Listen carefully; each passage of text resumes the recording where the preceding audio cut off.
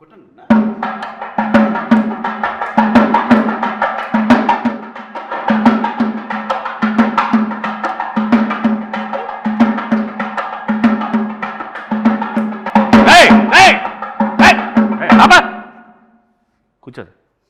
నీకు పెళ్లి చేసుకోమన్నాను కదా. చేసుకోమంటావు నాన్న. కట్నం కట్నం కట్నం అంటే ఈ రోజులు ఎవరిస్తారు నాన్న కట్నం? కట్నం లేకుండా ఊరికే ఫ్రీగా వచ్చి ఇంట్లో పెట్టేసి మొత్తం మేము చూసుకోవాలి అమ్మాయిని. అట్లాగే వస్తారు ఈ రోజుల్లో. ఎవరు ఈ రోజుల్లో ఇంటికి వస్తున్నారు ఎవరైనా? ఇంకేం చేయమంటావు నాన్న? కట్నం తీసుకొని పెళ్లి చేసుకో. నీకు కావాలంటే బయటకి ఎక్కడైనా బ్యాంకాకి వెళ్ళి సరదాగా వెళ్ళి వచ్చాయి. ఆయన కూడా తీసుకెళ్ళి.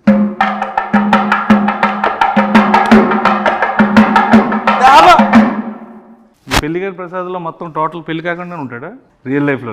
రియల్ లైఫ్లో అన్నా సినిమా వాడు పిల్లని ఇవ్వట్లేదు. ఓహో, అందుకే అబ్బాయిని చేసుకున్నావా? నాన్న ఎంత మాట్లాడినావు నాన్న? మరి ఇందాక చూస్తుంటే నాకు వారిని అడుగు అంటే ఇద్దరు చేసుకున్నారేమో అనుకున్నాను. అతనే నాన్న ఈ స్క్రిప్ట్ రాసింది, కట్నం వారి శాసనాలు కట్టిన పెళ్లి గారి ప్రసాదం చేసింది అతనే నాన్న. డైరెక్టర్ ఆయన. ఈ రోజుల్లో బాంబే స్టైల్ అదే, ఏం పర్లేదు. కానీ అన్న అది కాదు నాన్న, అతను డైరెక్టరు. అతను కూడా పెళ్లి కాలేదు, అతను కూడా ఏదైనా సంబంధం చూస్తావేమో అని తీసుకొచ్చా. ఏమండి, నువ్వే ఒక ఫాదర్ అయితే పెళ్లి చేసుకుని కట్నం లేకుండా ఒక అమ్మాయిని తీసుకొస్తే రేపొద్దున అడిగేవని అయితే ఎవరు చూస్తారు? ఎవరిది బాధ్యత? What is the security?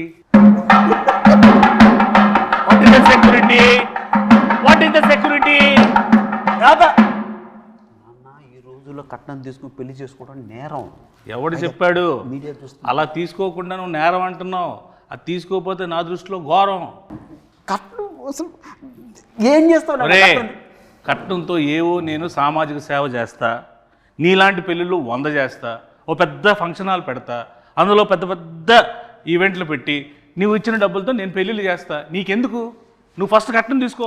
నాన్న సమాజ సేవ చేసుకోవడానికి కట్నం చేయాలన్నా కష్టపడి సంపాదించి ఆ డబ్బులు తెచ్చేద్దానన్న సమాజ సేవ. పాత సినిమాల్లో పావలా తీసుకొని కోటీశ్వరులు అయిపోవడాలు, ఒక సాంగ్లో పెద్దోళ్ళు అయిపోవడాలు, ఒక సాంగ్లో ఇల్లు అన్ని చేసేసుకోవడాలు అన్ని సినిమాలు అవుతాయి.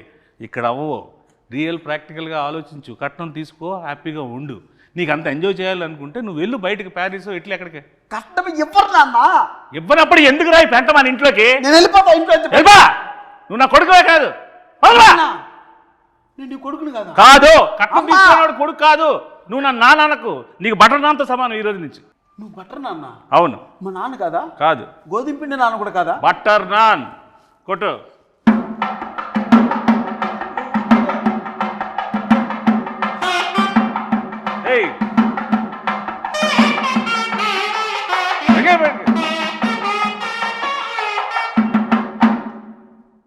ఇప్పటికీ అర్థమైందా?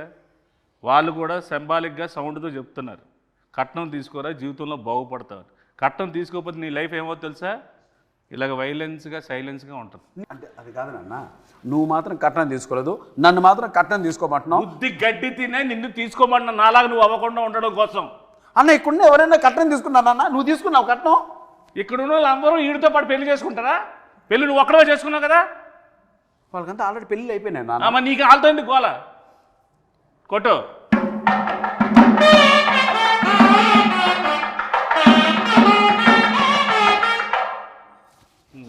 చెప్పు నాన్న. యాక్చువల్గా నాన్న, నువ్వు ఏదో కట్నం వారి శాసనాలు గ్రంథం ఒకటి రాసి మీ తాత ముత్తాతల నుంచి ఫాలో అవుతున్న రూల్స్ రెగ్యులేషన్స్ నా పైన మోపి నాకు ఏజ్ బయరేంత వరకు ఇలా నిలబెట్టి నాకు పెళ్లి కాకుండా చేసి పాపం మూట కట్టుకుంటున్నావు నాన్న. ఏం పర్లేదు, ఈ రోజు నేను చచ్చిపోయినా నాకేం పర్లేదు. కట్నం తీసుకుని హాయిగా చచ్చిపోతా. నువ్వు మాత్రం నాశనం అయిపోవడం నాకు ఇష్టం ఉండదు. నీ మంచిగా చెప్తున్నాను రా. ఒరే గుడ్ కళ్ళద్దాలెట్టుకున్న ఎదవా. నాన్న నువ్వు వెళ్ళిపోతే నాకు ఇంకో నాన్న ఎలా వస్తారు నాన్న?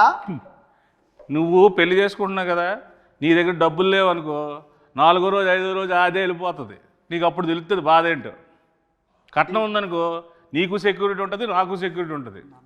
కట్నం అనద్దు నాన్న, మీడియా ముందు ఉన్నాం మనం, అరెస్ట్ చేస్తారు మళ్ళీ ఇద్దరిని. మీడియా వాళ్ళు ఎలాంటి వాళ్ళు తెలుసా? కొట్టు.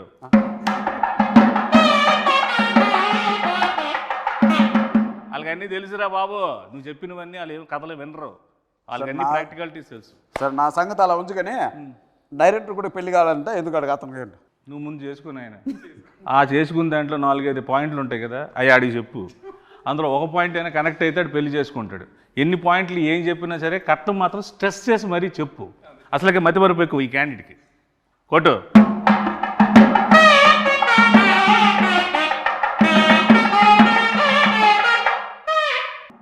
ఓకే అయిపోయింది, ఇప్పుడు ఇది కాన్వర్జేషన్ అయిపోయింది. అసలు ఏంటి ఈ పెళ్ళి కాని ప్రసాద్ ఏంటి, ఇందులో ఇంతమందిగా నువ్వు ఉన్నావేంటి, ఇన్ని ఎక్స్ప్రెషన్ల కారణం ఏంటి, దీనిలో ఉన్న కథ ఏంటి, దీని వెనక ఉన్న కథ ఏంటి, నువ్వు జనాలకు ఏం చెప్పాలనుకుంటున్నావు? ఈ సినిమా చూస్తే పెళ్లి కాని వాళ్ళకి పెళ్ళి అయింది, పెళ్లి కాని వాళ్ళకి పెళ్ళి అయింది. పెళ్ళి, ఓహో పెళ్లి కాని వాళ్ళకి పెళ్ళి అయింది. పెళ్లి కాని పెళ్ళి అవుతుందా అంటే పెళ్ళి పెళ్ళి ఎందుకు అవుద్ది? అంటే పెళ్లి కాని పెళ్లి కాని మగజాతి ఆనిమితులకి అందరికీ ఓహో ఈ సినిమా చూస్తే పెళ్లి కాని వాళ్ళందరికీ పెళ్లి అయిపోతుంది, పెళ్ళి అయిపోద్ది, కుజ దోషం పోద్ది. వెరీ గుడ్, కొత్త దోషం వస్తుంది అదే కొట్టు. సరే, ఇందులో మా ప్రసాద్ క్యారెక్టర్ ఏంటి, మా ప్రసాద్ ఏంటి ఇందులో పర్ఫార్మెన్స్? పెళ్లి కోసం కష్టపడుతూ ఉంటాడు, వాళ్ళ నాన్న 2 crores కట్నం కోసం ఇబ్బంది పెడుతూ ఉంటాడు. ఓకే, అంటే అన్న ఈ స్క్రిప్ట్ యాక్సెప్ట్ చేసే ముందు మన ఇద్దరి మధ్య ఒక అన్నదమ్ముల అనుబంధం సంబంధంగా చెప్తున్నాను. ఇంతకుముందు మనం చాలా సినిమాల్లో చూసాం, ప్రియాంక చిత్రం, లవర్స్, ఎక్స్ప్రెస్, రకరకాల ఎక్స్ప్రెషన్స్తో మనం చూసాం. సో ఆ సప్తగిరి అనే వ్యక్తి ఒక 7-8 yearsగా మీరు అలా ఎక్స్ప్రెషన్స్తో వాటితో చూశారు. చిన్న వేరియేషన్ మనలో ఇంకా ఉందని చెప్పుకోవడానికే సప్తగిరి ఎక్స్ప్రెస్ ఎల్ఎల్బి చేసాం. సో ఇవన్నీ మిగిలిన ఎమోషన్స్ కూడా మనం చేయాలి అని ఒక ఉద్దేశంతో ఆ కామెడియన్గా ఉంటే ఎంతవరకు సస్టైన్ అవుతామో తెలియక ఒక హీరోగా టర్న్ అయింది. బట్ ఈ స్క్రిప్ట్ మాత్రం లక్కీగా దొరికింది. సప్తగిరి కామ్గా కూర్చుంటే సప్తగిరి చుట్టూ ఒక 7-8 మంది సప్తగిరిలు ఉంటారు, వాళ్ళు కామెడీ చేస్తుంటారు. సో ఆ సీన్స్ వర్కౌట్ అయినాయి కాబట్టి ఈ సినిమా యాక్సెప్ట్ చేయడం జరిగింది, రిప్రజెంట్ చేస్తుంది. అందుకే ఆ ఎక్స్ప్రెషన్స్ నా చుట్టూ చేసే వాళ్ళ ఎక్స్ప్రెషన్స్ అనమాట. సో దాని క్యారెక్టర్ నువ్వు చేయకూడదు కాబట్టి నీ చుట్టూ నీ సోల్స్తో ఎంటర్టైన్ చేయించారు. వెరీ గుడ్, కాన్సెప్ట్ మీదేనా? మా రైటర్స్ ఉన్నారు. వెరీ గుడ్, సూపర్, బాగుందండి. Thank you. వెరీ గుడ్, కొట్టు.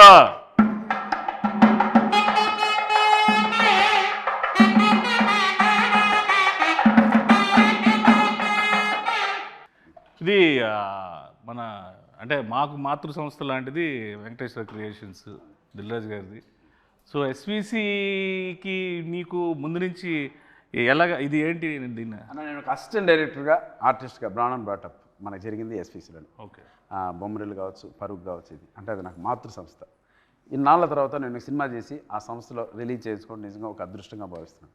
ప్లస్ మనకు రాజ్ సార్ కావచ్చు, శిరీష్ అన్న కావచ్చు, వీళ్ళు ఎంత క్లోజ్ ఉన్నా, ఎంత మనం మాట్లాడినా వాళ్ళ కంటెంట్ నచ్చందే, సినిమా నచ్చందే, డౌట్ లేదు, అందులో డౌట్, లోపలికి అడుగు కూడా పెట్టినాడు. సో నా పైన ఉన్న గుడ్ విల్తో ఒకరోజు వెళ్ళి శిరీష్ సార్ని, రాజ్ సార్ని కలవడం జరిగింది. అన్న మీరు ఒక్కసారి నా సినిమా చూడండి, మీకు నచ్చకపోతే 10 నిమిషాలు చూడండి, మీకు కంటెంట్ కనెక్ట్ కాకపోతే నాకు మీరు ఏ హెల్ప్ చేయకండి అన్న. నా మాటకి శిరీష్ అన్న గౌరవం ఇచ్చి ఒకరోజు వారిని ప్రసాద్ ల్యాబ్లో నేను చూస్తాను, షో వెయ్యి, నాకు నచ్చకపోతే 20 minutesలో థియేటర్ నుంచి బయటకు వెళ్ళిపోతా, ఎందుకంటే వాళ్ళు చాలా crucial and valuable time. Cinema చూసి చాలా బాగుంది గిరి, దీని వెనక అండా దండా కొండగా మేము నిలబడతాం, మీరు ప్రమోషన్ స్టార్ట్ చేయండి అంటే అంత పెద్ద వ్యక్తుల ఆశీర్వాదం ఈ సినిమాకు దొరికింది కాబట్టి ఈరోజు ధైర్యంగా ఈ ప్రమోషన్ స్టార్ట్ చేసాం. వాళ్ళ బ్లెస్సింగ్స్, అలాగే ఈ సినిమాని నేను అక్కడ చూపించడానికి నాకు ఉపయోగపడ్డాను మా స్నేహితులు అనిల్ రావుపుడికి. అండ్ ఫస్ట్ టైం నుంచి స్క్రిప్ట్ స్టార్ట్ అయ్యి షూటింగ్ స్టార్ట్ అయిన దగ్గర నుంచి మాకు బ్యాక్ బోన్లో నిలబడ్డ మారుతి అన్నకి, అంత నిజంగా వాళ్ళందరికీ చేతులు జోడించి కృతజ్ఞతాపూర్వకంగా నమస్కారం జరుపుకుంటాను. Thank you. సో ఇందులో మ్యూజిక్ ఏంటి? ఇందులో 3 songs ఉన్నాయి. ఓకే, 3 songs చాలా అదిరిపోయినాయి సాంగ్స్. ఆర్ఆర్ మాత్రం ఆయనతో డ్యూయట్ పెట్టాలని మీకు ఎందుకు అనిపించింది? డ్యూయట్ ఉందా అన్న ఇందులో? చెప్పు. ఉందా డ్యూయట్ ఉందా? డ్యూయట్ లేదు. పెళ్లికాని ప్రసాద్ అంటే డ్యూయట్ కూడా లేదు. వెరీ గుడ్, చాలా డెడికేటెడ్గా చేశారు సాంగ్స్ కూడా. అన్న నిజంగా ఒక విషయం చెప్పాలంటే 2 songs ఉన్నాయి. ఒకటి చిన్న బిట్ సాంగ్, 2 సిచ్యువేషనల్ పరంగా వచ్చేది. ఒకటి క్యారెక్టరైజేషన్, పెళ్లిగాని ప్రసాద్ క్యారెక్టరైజేషన్ సంబంధించిన టైటిల్ సాంగ్ ఒకటి, 2 హీరోయిన్ సంబంధించిన అది కూడా సిచ్యువేషన్ సాంగ్, మాంటేజ్ సాంగ్ ఒకటి. ఈ 2 చెప్పడం జరిగింది. సో మీతో ఎంటైర్ ఓవరాల్గా మనకు ఫన్ ఎలా జరిగింది ఈ సినిమాలో అన్న దానిపైన కాన్సన్ట్రేట్ చేశారు. డైలాగ్స్ అఖిల్ వర్మ అని ఒక అబ్బాయి రాశారు. సో నేను ఇంతకుముందు చాలామంది షో కూడా వేశాను, ఒక 20 ఫ్యామిలీకి షో వేశాను. ఆ మారుతి అన్న కూడా చూశారు కాబట్టి చూసిన వెంటనే ఆ అబ్బాయి ఎవరో కానీ ఒక మంచి లైఫ్ ఉంది అఖిల్ వర్మకి, కథ ఎవరు రాశారు అన్నారు, లోహిత్ అని ఇంకొక అబ్బాయి రాశారు. సో వీళ్ళు ఈ జనరేషన్ తగ్గట్టు చాలా మంచి కథ రాశారు. ఈ కథను ఎట్టి పరిస్థితుల్లో మిస్ చేసుకోవద్దు, ఈ కథ చేసి ఫస్ట్ కాపీ నా దగ్గర రమ్మని చెప్పారు. సో అదే మాటగా వెళ్ళాను. వెరీ గుడ్ అన్న. సో ఏంటి సార్ ఇప్పుడు ఈ పెళ్లికాని ప్రసాద్, నాకైతే ఫాదర్ అండ్ సన్ మధ్యలో రిలేషన్ టీజర్ చూసినాక, ఇంకా ట్రైలర్ రిలీజ్ చేయలేదు. ట్రైలర్లో హీరోయిన్ ఫ్యామిలీ ఒక కథ ఉంటుంది. సో హీరోయిన్ ఫ్యామిలీ నేను టీజర్ చూసినాక ఏంటంటే ఫాదర్ అండ్ సన్ అనేది నాకు కనెక్ట్ అయింది. సో ట్రైలర్లో హీరోయిన్ ఫ్యామిలీ స్టోరీ కూడా రివీల్ చేస్తాం. సో హీరోయిన్ ఫ్యామిలీ స్టోరీకి హీరో వాళ్ళ ఫాదర్ స్టోరీకి రెండింటి మధ్యలో నలిగిపోతూ ఉంటాడు. ఓకే ఓకే, నువ్వు నలిగిపోతుంటావు బాగా. నన్ను మామూలు నలపరన్నా పచ్చడి, రోటి పచ్చడి, ఇంకేమన్నా 4-5 పచ్చళ్ళు వేసి ఊరగాయ పెట్టి జాడీలో పెట్టి నలిపి పిసికి బయటికి తీసి ఆ దండె పైన ఆరేస్తారన్న. అలా ఉంటుంది క్యారెక్టర్. Very good. సో ఆ ఇన్నోసెన్స్ అనేది పక్కా పనిచేస్తుంది. సో ఇప్పుడు ఆ సినిమా ఉంది కదా లాయర్ సినిమాలో పెద్ద డైలాగ్ ఎల్ఎల్బి, అలాంటి డైలాగ్స్ ఏమైనా ఎక్స్పెక్ట్ చేసే సినిమాలో? ఇది కంప్లీట్ డిఫరెంట్. ఇది కంప్లీట్ పొడి పొడి డైలాగ్, సెటిల్గా ఉంటుంది క్యారెక్టర్ మొత్తం సెటిల్గా ఉంటుంది. దీంతో సెటిల్ అయిపోతాడు. మీ బ్లెస్సింగ్స్.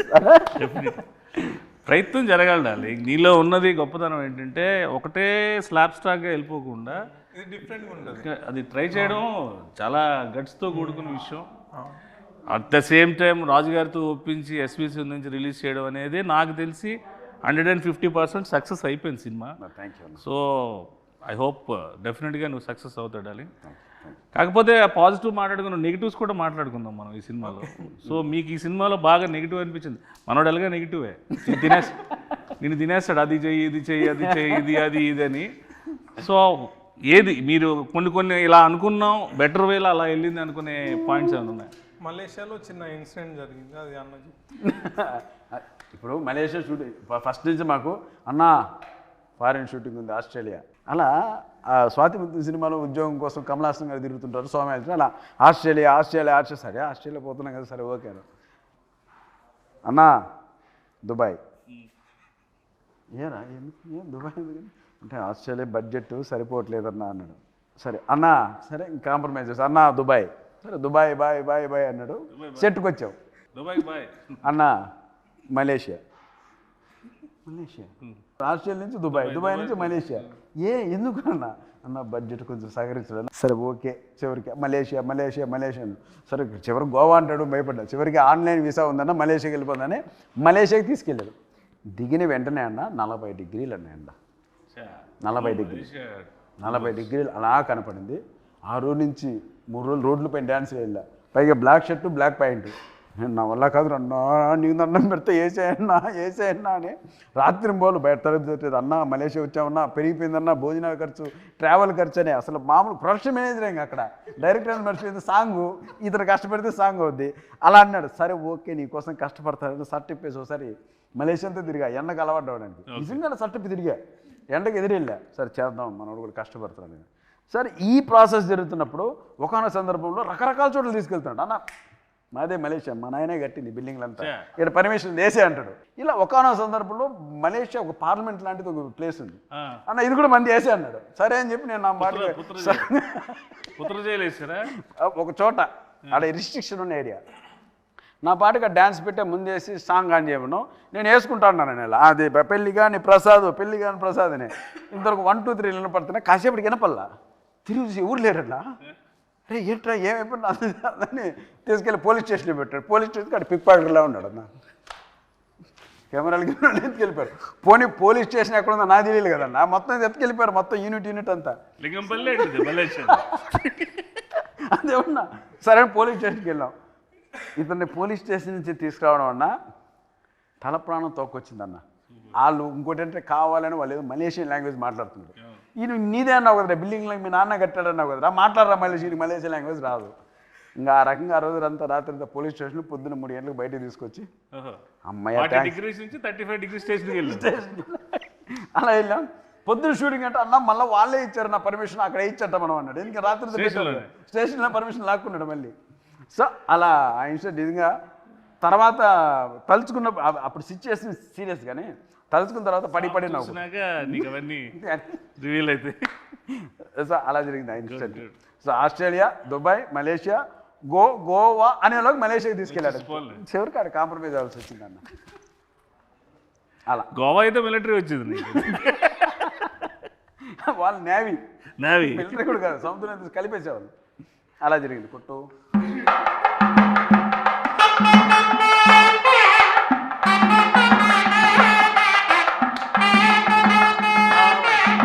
నీకు పాస్పోర్ట్లోనే సార్ మలేషియా తీసుకెళ్తారా? మంచి డిమాండ్ ఉంది పత్ర జైలు కొట్టుకోవచ్చు అలా. వీళ్ళకైతే శుక్రవారం అరెస్ట్ చేసి సోమవారం తీసుకెళ్తారు వీళ్ళకి, శనివారం ఆదివారం సెలవు అక్కడ. కాబట్టి సో హీరోయిన్ ఏంటి సార్ ఈ సినిమాలో? పెళ్లికాని ప్రసాద్కి పెళ్ళి అయ్యే హీరోయిన్ అంటే వెళ్ళిపో చెప్పు, హీరోయిన్ అంటే చెప్పు అంటున్నారు, అడుగు. ఆవిడ వెళ్ళిపోయిందిలేండి, సినిమాలో ఏంటంటే హీరోయిన్ క్యారెక్టర్ సార్, ఆ? ఉందా? Heroine character. సో హీరోయిన్ క్యారెక్టరే, హీరోయిన్ క్యారెక్టర్. హీరోయిన్ క్యారెక్టరే అంటాడు. ఓ ఇలాగా నీకులాగా మదర్ క్యారెక్టర్, పిన్ని క్యారెక్టర్లు అన్నీ ఆవిడ చేయలేదా? Heroine character. Very good. అంటే పెళ్లి కాని ప్రసాద్కి హీరోయిన్ ఇంపార్టెన్స్ ఏమైనా ఉండి ఆ ఫీల్ ఏమైనా, పెళ్లి కాని ప్రసాద్ కారణం ఏమైనా? పెళ్లి కాని ప్రసాద్, ఆమె పెళ్లి కాని ప్రసాద్ అమ్మ. వాళ్ళ అమ్మ అమ్మ ప్రసాద్ అమ్మ అంటే ఆమె. ఆహా. మేలు నీకన్నా తాత పెళ్లి విషయంలో నాకన్నా తాత. తెలియకుండా చూడండి ఎంత నవ్వుతూ ఉన్నారు ఒక్కొక్కరు. ఒక శతమానం బౌద్ధ ఫ్యామిలీ ఎలా ఉన్నారు కదా. సినిమా చూస్తే అన్న దండుపాలెం బంగారుపాలెం మొత్తం అన్ని కలిపి కొడతారు వాళ్ళు. అలా ఉంటుంది పచ్చడి, రోడ్డు పచ్చడి, ఊరగాయ, ఇంకా అట్లుంటుంది వ్యాపారం. ఈవిడ ఉన్నారు కదా అమ్మగారు, ప్రమోదిని మహాతల్లి. నిజం చెప్తున్నా, నిజంగా మనకు 3 జనరేషన్లకి ఒక వరం ఆమె. అటు లెజెండ్స్ ఎన్టీఆర్ గారు, నాగేశ్వరరావు గారు, అక్కడి నుంచి తర్వాత చిరంజీవి గారి తరం, ఆ తర్వాత ఈ తరానికి కూడా ఆయన ఉండి ఆ ట్రాన్స్ఫర్మేషన్ ఉంటుంది చూడండి అన్న. అన్నపూర్ణమ్మ గారు స్క్రీన్ మీద షార్ట్లోన ఆఫ్ ద షాట్ కూడా ఆవిడ ఎనర్జీ కానీ ఆవిడ తాలూకా అంతే. ఆ జనరేషన్లో వాళ్ళకి ముందు కాళ్ళకు దండం పెట్టుకోవడం తప్ప మనం చేసేది ఏం లేదు. ఇంకోటి మనం ఏదన్నా రెడీ అయిపోతామని రాగానే ఏరా అబ్బాయి రెడీనా అంటే అమ్మ రెడీ అమ్మా అంటే ఇంకా అక్కడికి వచ్చి ఒక సీన్ పడిందన్న మాకు ఆయనకి. నువ్వు కాచుకో, నువ్వు సత్తగిరా, నేను అన్నపూర్ణమ్మ ఎవడో తెలుసుకుందామని చెప్పి రైట్ తల్లి అన్న. ఇంకా అంతే ఉత్తికి ఆరేసి దండం మీద ఆరేసి క్లిబ్బులు పెట్టి వెళ్ళిపోయింది లోపల. ఇంక ఎండ వచ్చినప్పుడు 6ంటికి పెట్టుకోవడం అంతే. అలా ఉంటుంది మ్యాటర్. డైరెక్టర్ గారు ఒక క్లోజ్ తీయమంటేనే ఇప్పుడు ఎవరు సగం క్లోజ్ తీయట్లేదు. ఇన్ని క్లోజ్లు ఎంత బాగా తీసిన డిఓపి ఎవరు సార్? సుజాత సిద్ధార్థ్ అని డిఓపి చాలా బాగా చేసిండు. ఆయన ఇంతకుముందు 6 to 7 ఫిల్మ్ చేసిండు, అన్ని మంచి బడ్జెట్ మూవీస్ చేసిండు. ఇప్పుడు మనం మూవీ చేసాము.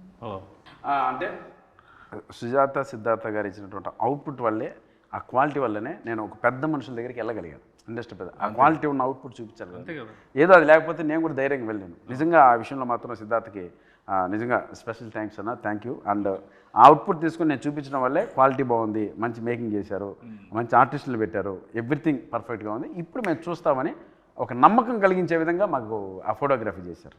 ఇక ఈ ఇన్ని ఎక్స్ప్రెషన్లు ఒక ఫ్రేమ్లో సినిమా గురించి చెప్పే ఈ కాన్సెప్ట్ చాలా బాగుంది యాక్చువల్లీ.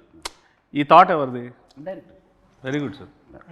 అంటే అన్ని ఆర్టిస్టులు కన్నా ఒక పెళ్లికాని ప్రసాద్ అనేవాడికి ఇన్ని వేరియేషన్స్, ఈ సినిమాలో ఇన్ని ఎమోషన్స్ ఉంటాయనేది బై పోస్టల్ చూస్తేనే మాకు అర్థమవుతుంది. అది సినిమాలో డెఫినెట్గా ఉంటుంది అనుకుంటున్నాను. అది ఉంటే కనుక నువ్వు ఇంకా పాన్ ఇండియా సినిమా చేసుకోవచ్చు. హ్యాపీగా రీజనల్ లాంగ్వేజ్ మంచి సినిమాలు పాన్ ఇండియాకి, మళ్ళీ Malaysia jail, pan India Malaysia, అక్కడి నుంచి ఆస్ట్రేలియా నుంచి దుబాయ్, కట్ చేస్తే పెళ్ళి లింగంపల్లి, యూసఫ్ కూడా. సో ఇందులో యాక్షన్ ఎక్కువ ఉందండి, కామెడీ యాక్షన్ ఉంది. అది that is one of the action, biggest action. Comedy అనేది అంత యాక్షన్ ఎవరు చేయలేరు. ఫైట్ మాస్టర్లు కామెడీ యాక్షన్ చేయలేరు. అందుకే అన్ననే చేసేసాను, ఫైన్ మాస్టర్ లేడు అని ఆయన చేసాడు, అన్ననే ఈ మాస్టర్ కూడా ఈయన. సూపర్.